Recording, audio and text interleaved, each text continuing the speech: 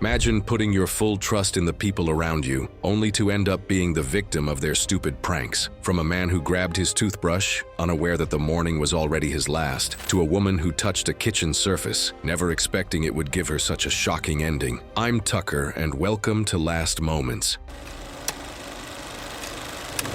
It was March 14th, 2017, in a small apartment in Columbus, Ohio. The place was quiet that morning. There was a sink, a mirror, and a narrow counter where a toothbrush and a tube of toothpaste were left out like always. Troy Clendenin was 31 years old. He worked as a warehouse stock handler and followed the same routine every morning. He woke up early, brushed his teeth, and left for work without wasting time. He lived with his younger brother, Evan, who was 27. Evan stayed home more and spent his time making prank videos on his phone. His recent videos didn't get much attention, and he started trying different ideas that would get more traction. And yeah, this is the part where chasing views starts to go too far, pushing someone into doing something reckless inside their own home. That morning, Evan set up something new. He took a toothpaste tube, emptied it, and filled it with white acrylic caulk. He trimmed the tip so it would come out like normal paste. Then he placed it back beside the sink where Troy always reached for it. He hid his phone on the counter, angled toward the mirror to record.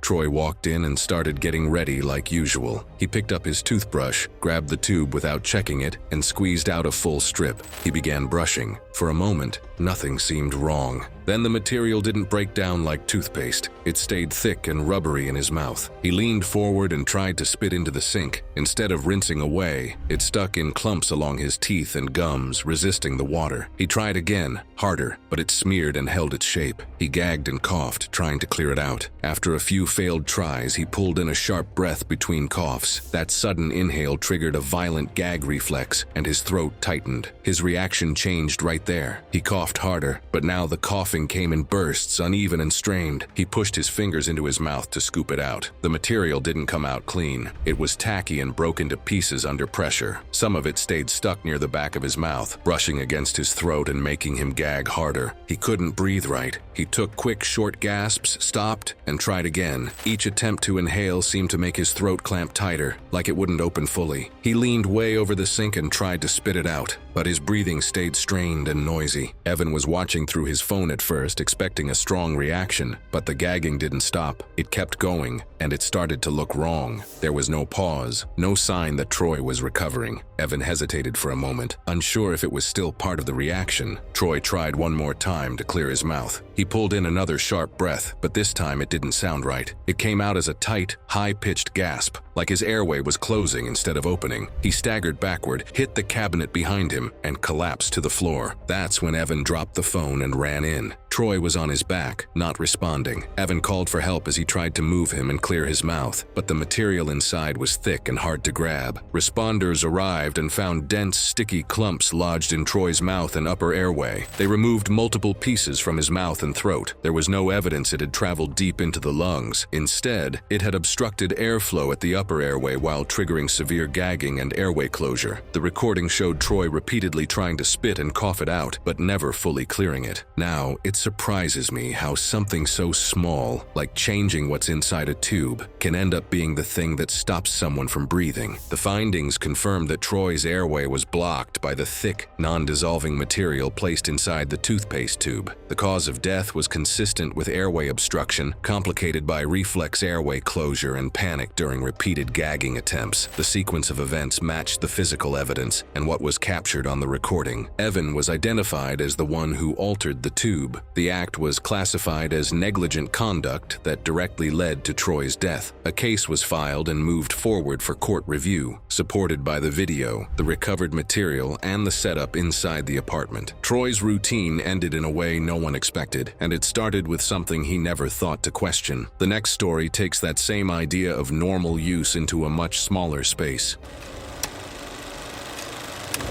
It was September 2nd, 2016, in a small auto shop in Tulsa, Oklahoma. The place had a short hallway that led to a single bathroom in the back. The room was tight, maybe 5 feet wide, with no window and only a weak vent above the mirror. The sink sat close to the wall, and anything used in there stayed in the air longer than it should. That afternoon, Gene Goad, 28, was working his usual shift. He helped around the shop, handled tools, and cleaned up after repairs. People described him as easygoing and not the type to question much. He used the back bathroom often during breaks, especially to wash up or fix his hair before heading back out. That routine is what mattered here. Another worker, Braden Heller, 30, had a habit of pushing pranks further each time. That day, he wanted something bigger, something that would fill the room fast and get a strong reaction. I've always thought that when someone keeps raising the stakes with pranks, it's only a matter of time before one crosses the line and causes real harm. He took a regular hairdryer and removed the back cover. Instead of packing the inside tightly, he left the airflow path mostly open and placed a loose layer of fine pest control powder near the front nozzle, where the air would push it out immediately when turned on. He adjusted it so the powder would sit right at the edge, ready to blow forward. The rest of the dryer remained functional, allowing the fan to still pull air through and push it out with force. Then he closed it back up. The plan was simple: leave the dryer in the bathroom and wait for Gene to use it. Watching how Marcus set this up, I can't help but think about how careless it was he never stopped to consider what breathing in that powder could actually do to someone. Braden placed the hairdryer on the counter, pointing slightly upward toward the mirror. In a room that small, anything blown out would stay trapped. Then he stepped out and waited nearby, within earshot of the hallway. A short time later, Gene walked into the bathroom alone. He closed the door behind him. There were no windows, and the vent wasn't strong enough to move air quickly. He picked up the dryer and turned it on, holding it close to his face like anyone normally would. The moment it started, the airflow caught the loose powder near the nozzle and launched it forward in a sudden burst. A thick cloud shot out and spread across the small space. Gene breathed in right as it hit. The particles went straight into his mouth and nose. He jerked back and started coughing hard. He leaned forward and tried to spit, but the powder wasn't something he could clear that way. It stayed in the air and on his face. He coughed again, louder this time, and took another breath without meaning to, pulling more of it inside. Within seconds, the room filled up. The air turned hazy, and the powder stayed floating instead of settling. He stepped back, trying to move away, but there was no clean air to reach. He coughed over and over, each time shorter than the last. At some point, he dropped the dryer. It hit the floor but kept running, still blowing powder upward. That kept the cloud moving around him, pushing it back into his face. He turned toward where the door was, but his coughing kept stopping him before he could take more than a step or two. His breathing was no longer steady. Each breath pulled in more particles, making it harder to get any clear air in. The coughing continued for several moments, getting weaker each time. His airway became overwhelmed by the amount of fine particles, making each breath less effective than the last. He tried to stay upright, but his movement slowed. Then he collapsed onto his side near the wall. Braden heard the coughing change. It dropped off suddenly. He went in and shut off the dryer. The room was coated. Powder covered the sink, the mirror, and the floor. Gene was lying still. Help was called right away, but Gene was already unresponsive when others reached him. The final finding was that Gene died after breathing in a heavy amount of fine particulate in a confined space, which made it impossible for him to take in enough clean air. The device used to spread it had been altered before he entered. Braden was identified as the one who prepared it, and a formal complaint was filed, noting that the setup created a dangerous condition that led directly to the death of Gene. What filled that room didn't clear out in time. It stayed just long enough to matter, and in the next case, the danger isn't in the air, it's under someone's feet.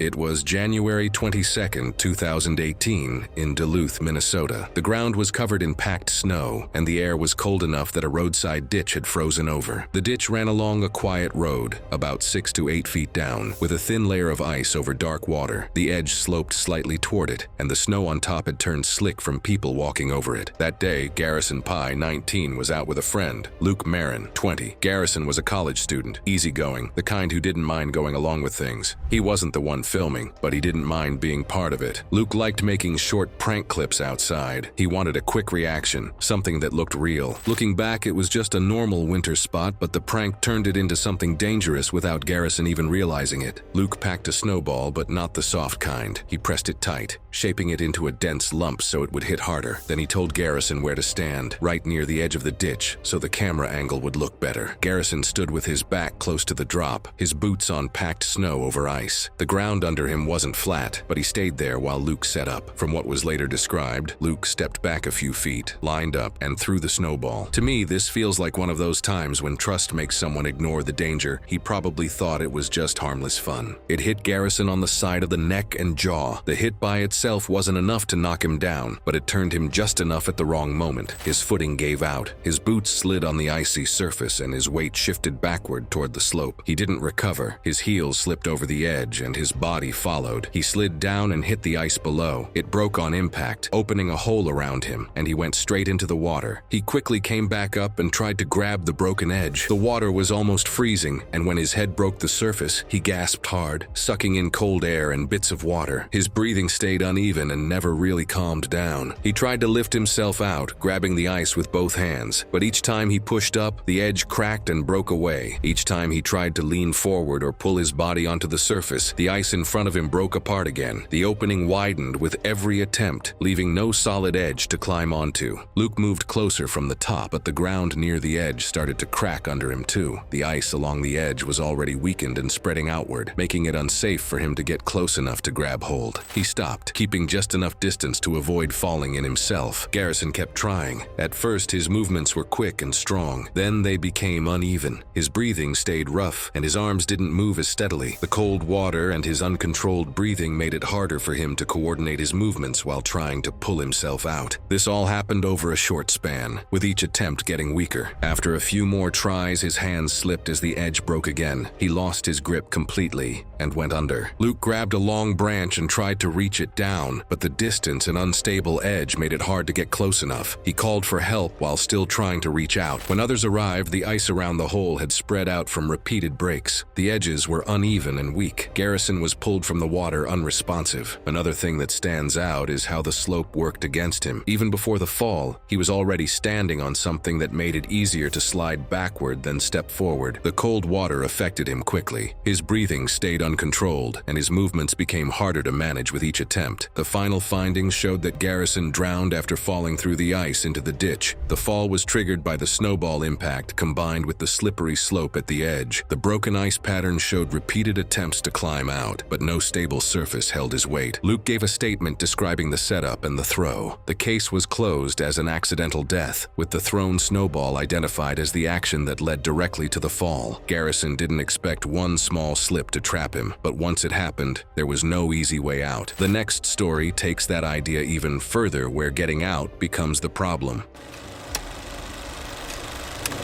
It was October 28, 2015, in Lexington, Kentucky. The seasonal attraction was busy that night, with people moving through narrow hallways filled with props. One of those props was a wooden coffin used for scares. It sat in a small room with padding around it to block light and sound. The space stayed loud from visitors passing through, and the noise carried across the whole setup. That night, Sonia Truitt, 26, was working there as a seasonal employee. She helped run different parts of the attraction and was known for being dependable and easy to work with. She had done coffin rolls before, where she would lie inside and push the lid open for a scare. It was something she treated like a normal part of the job. Another worker, Derek Halverson, 29, managed props and liked making scenes feel more real. He planned a prank to get a stronger reaction. He told Sonia to get into the coffin, but this time he changed the setup. He closed the lid and secured it from the outside so it couldn't be opened from within. The coffin had small slats along the sides for air, but Derek covered them with layers of fabric and foam. That blocked airflow and also muffled sound. He expected to open it again quickly, but the flow of visitors kept pulling him away to other areas. He moved between rooms, resetting props and handling the crowd, and lost track of how long Sonia had been inside. Minutes turned into longer stretches, and what was supposed to be a quick scare quietly stretched far beyond a safe window. The coffin stayed closed the entire time, and this is the point where it starts to feel wrong, because this wasn't just a short delay anymore. It became an extended period where no one checked on her at all. Inside the coffin, Sonia had very little room to move. The lid sat just inches above her. At first, she knocked upward, expecting someone to open it. The sound didn't travel far. The padding around the coffin and the noise from outside kept it from being heard clearly. She pushed harder, bracing her shoulders and legs against the sides, but there wasn't enough space to build force. The lid stayed shut, held by the latch outside. There was no handle inside, and no way to release it. She shifted her position, trying different angles. Marks later found inside showed where her hands and feet pressed and scraped against the wood. Each time she tried to lift herself or lean forward, she couldn't get enough leverage to move the lid. The confined space limited how much force she could use. As more time passed, the air didn't suddenly run out. It slowly became harder to use. The oxygen level dropped little by little while carbon dioxide built up with each breath. The space grew warmer, heavier, and harder harder to tolerate. Her breathing became faster at first, then uneven as the air quality worsened. She kept trying to signal, knocking in intervals, then pausing, then trying again, but no one came. The longer she stayed inside, the more her energy dropped. What started as forceful pushes turned into weaker attempts, spaced farther apart. The struggle didn't stop quickly. It stretched over time as her body gradually lost the ability to keep fighting. Her knocking slowed. Her pushes became weaker. She tried to keep moving, but her body didn't respond the same way. Her movements continued to lose strength until she could no longer keep pushing or knocking. Eventually, she stopped moving. By the time Derek came back, too much time had passed, way longer than anyone expected. When he returned to fix things, he opened the coffin and found Sonia inside, not moving. The fabric and foam still covered the ventilation slats, and the lid was still secured as it had been left. Help was called, but the condition inside the coffin was already clear. The space had been sealed, and the air inside had not been refreshed during that time. The interior showed clear signs of repeated attempts to get out. Scrape marks lined the sides and underside of the lid, matching her attempts to push and shift inside the confined space. Derek gave a statement explaining the setup and the delay. A civil negligence case was later filed by the family based on the prank. The conclusion was clear. The sealed coffin, blocked airflow, and delayed release created the conditions that caused her death. Sonia had done it before, but this time, one small change made all the difference. Up next, something simple triggers a reaction that happens too fast to stop.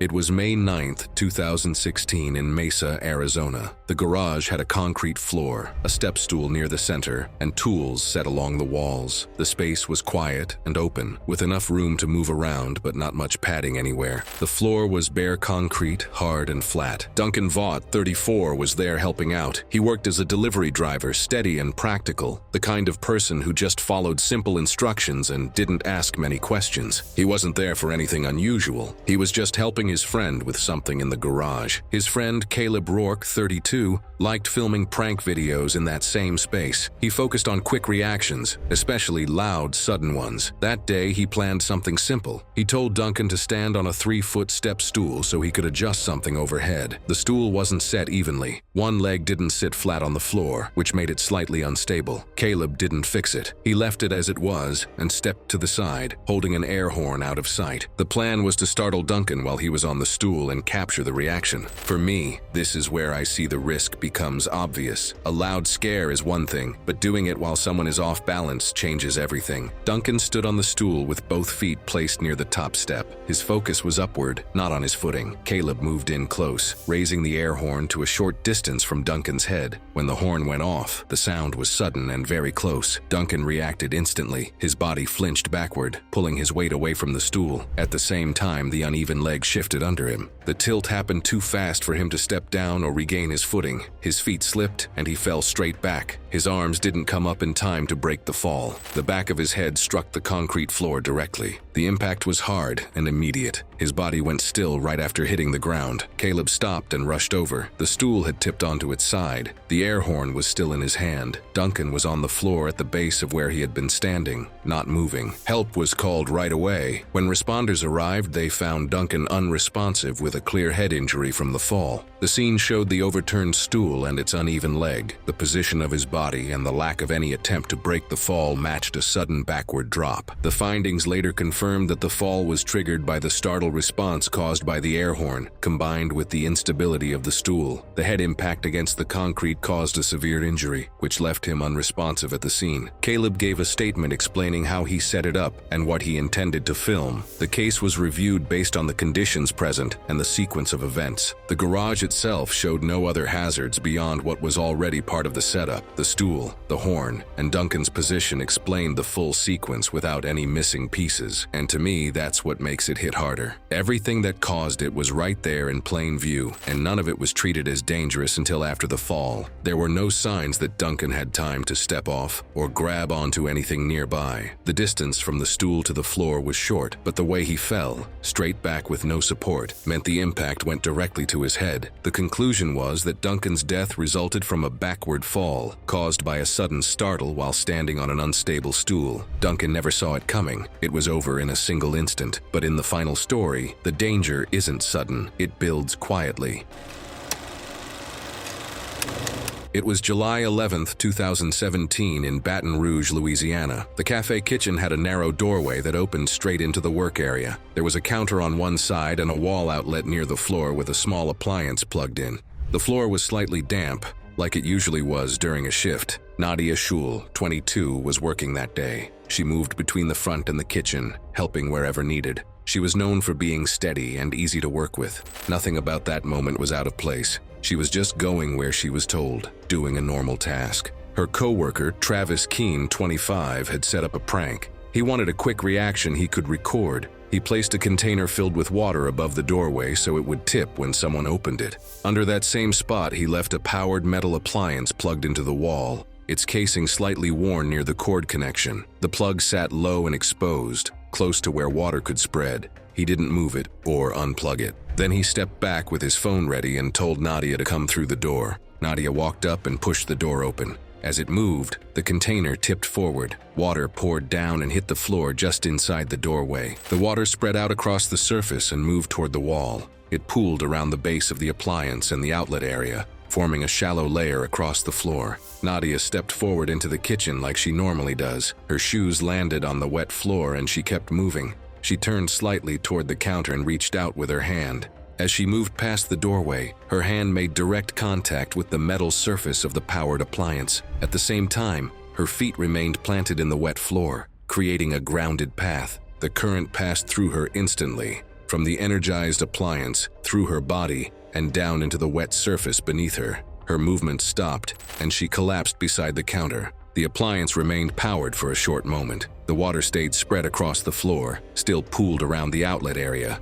Travis stopped recording and moved in. He cut the power and called for help. Nadia was still on the floor where she had fallen. The container above the doorway was empty, and the floor showed a clear path of water leading to the outlet. I can't help but think how fast it happened. She probably thought it was just water, just another mess to clean up. But the moment she touched that appliance, it turned into something dangerous. When responders arrived, they found the outlet area wet and the appliance still in place. There were visible signs of electrical damage near the cord and casing where contact had occurred. The pattern of water on the floor showed how it had flowed from the doorway to the outlet. Investigators later confirmed that Nadia died from electrocution after directly contacting a live electrical source while standing in a wet environment. The powered appliance placed under the splash point was identified as a key factor. The water didn't electrify the entire floor, but allowed her body to complete the circuit once she touched the exposed metal surface. Travis gave a statement explaining how the prank was set up. The container, the appliance, and the outlet position were all documented as part of the scene. A negligence claim was later filed based on the conditions created. The setup in the kitchen didn't include anything unusual beyond what was already there. The appliance, the outlet, and the water were all common parts of the space. What changed was how they were placed together. The splash didn't just create a mess on the floor. It set up the conditions for a direct electrical path the moment she touched the appliance. There were no signs that she hesitated or tried to avoid the water. From the scene, it appeared she moved the same way she always did, unaware of what had changed. The position of her body and the spread of the water helped investigators map out the sequence. The path from the doorway to the outlet showed how the water had pooled around the appliance. The appliance remained where it had been placed, confirming it had not been moved before the incident. The outlet area showed signs of moisture and electrical activity where the contact occurred. There were also no signs that the power had been cut before she made contact. The appliance was still connected, and the flow of electricity through the direct contact point matched the position where she fell. The scene showed a clear connection between the splash point, the appliance, and where Nadia collapsed. The incident was ruled accidental, with the prank identified as the action that set everything in motion. When I think about it, I feel like this shows how pranks that ignore basic safety can cross a line from silly to deadly. A laugh wasn't worth a life, and that's what stays with me most.